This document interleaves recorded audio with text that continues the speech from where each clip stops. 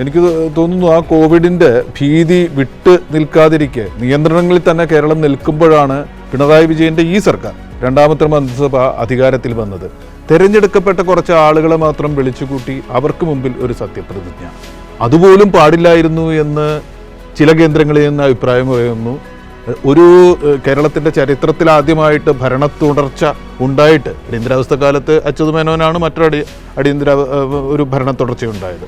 കൃത്യമായിട്ട് ഭരണ തുടർച്ച ഉണ്ടായിട്ട് അത് ആഘോഷിക്കാതെ ഇത്തരത്തിൽ ഒരു ചടങ്ങിൽ, ഒരു ചെറിയ ചടങ്ങിൽ ഒതുക്കിയത് ശരിയായില്ല.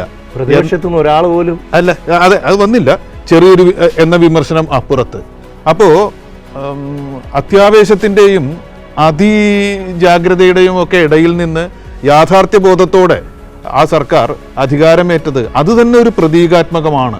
ആ സർക്കാരിൻ്റെ തന്നെ രീതികളുടെ ഒരു അമിതാവേശം കാണിക്കാത്ത യുക്തിബോധത്തോടെയുള്ള നിലപാടുകളുടെ ഒരു പ്രതീകമായിട്ടാണ് എനിക്ക് തോന്നുന്നത്.